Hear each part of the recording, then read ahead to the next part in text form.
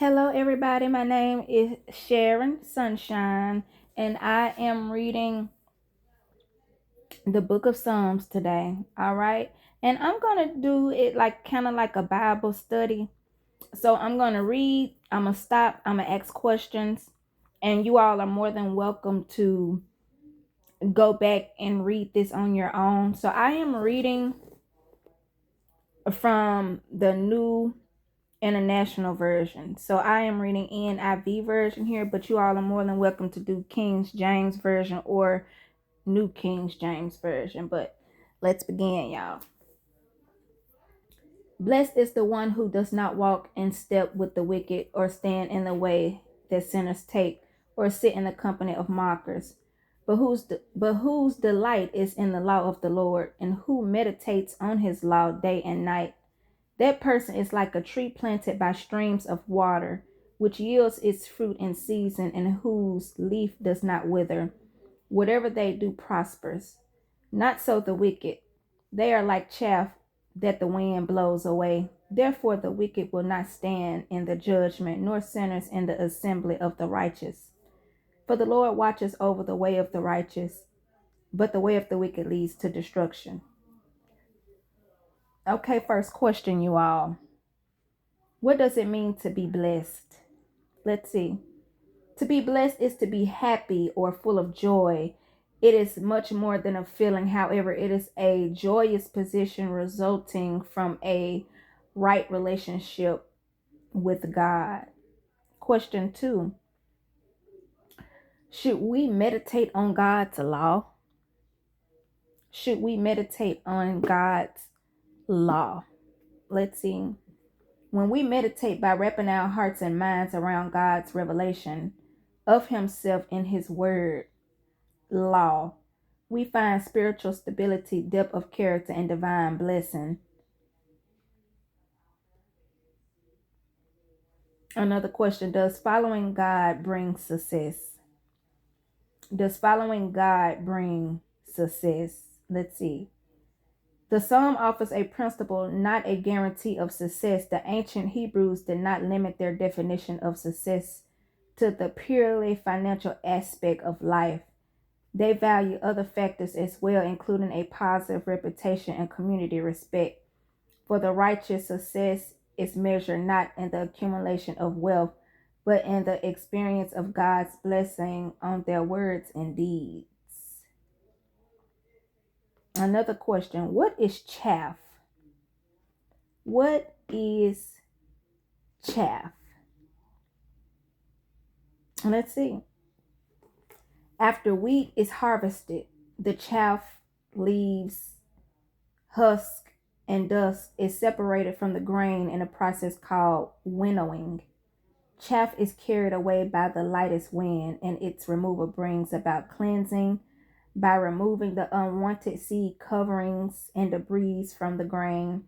In this verse, the worthless chaff symbolizes the wicked, who would be separated from the righteous at judgment. Okay, let's continue. Why do the nations conspire and the peoples plot in vain? The kings of the earth rise up and the rulers band together against the Lord and against his anointed, saying, let us break their chains and throw off their shackles. The one enthroned in heaven laughs. The Lord scoffs at them. He rebukes them in his anger and terrifies them in his wrath, saying, I have installed my king on Zion, my holy mountain. I will proclaim the Lord's decree. He said to me, you are my son. Today I have become your father. Ask me, and I will make the nations your inheritance, the ends of the earth your possession. You will break them with a rod of iron. You will dash them to pieces like pottery.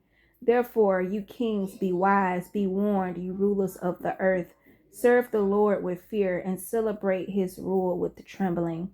Kiss his son, or he will be angry, and your way will lead to your destruction, for his wrath can flare up in a moment. Blessed are all who take refuge in him.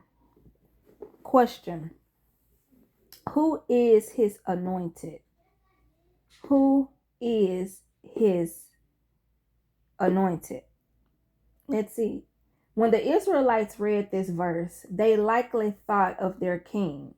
Interestingly, the word Messiah comes from the Hebrew word for his anointed. So the early followers of Jesus recognized these words as a foreshadowing of the Son of God. Next question. Who planned the revolt against the Lord and his anointed? Who planned the revolt against the Lord and his anointed? David, God's anointed king, was a warrior who had to contend with many challenges to his power. Nearby Philistines, Phoenicians, Syrians, Moabites, Ammonites, assorted desert tribes, or alliances formed by any of these groups could have organized this revolt. David fought against all of these people at various times in his career. Next question. What was this holy mountain? What was this holy mountain? Let's see. The psalmist often referred to Mount Zion, the site of the temple in Jerusalem, as a holy mountain.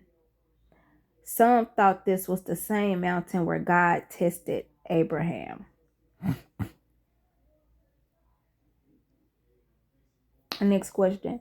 Why did the Lord call the king his son? Why did the Lord call the king his son? Let's see. In the sense that God is our creator, all of us are his children. But the king had a unique relationship to God based on the position God had assigned him. The Davidic king was the Lord's servant and son. Next question. Why did God say the king would dash the nations to pieces? Why did God say the king would dash the nations to pieces? Let's see. God's harsh action was a direct response to the nations who gathered against his chosen people and their king. Some say the harshness of this battle rhetoric foreshadows Christ's judgment of the world and his final victory over evil as described in the book of Revelation. Okay, so let's continue.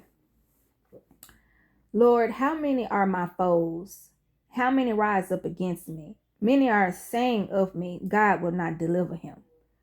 But you, Lord, are a shield around me, my glory, the one who lifts my head high.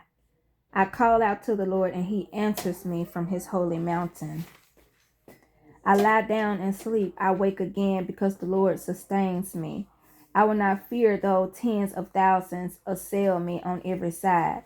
Arise, Lord, deliver me, my God. Strike all my enemies on the jaw. Break the teeth of the wicked.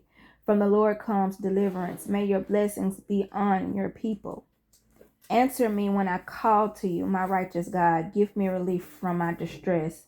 Have mercy on me and hear my prayer. How long will you people turn my glory into shame? How long will you love delusions and seek false gods? Note that the Lord has set apart his faithful servant from himself. The Lord hears when I call to him. Tremble and do not sin. When you are on your bed, search your hearts and be silent. Offer the sacrifices of the righteous and trust in the Lord. Many, Lord, are asking who will bring us prosperity. Let the light of your face shine on us. Fill my heart with joy when their grain and new wine abound. In peace I will lie down and sleep, for you alone, Lord, make me dwell in safety. So, question. Why direct other kings to kiss his son? Why direct other kings to kiss his son? Let's see.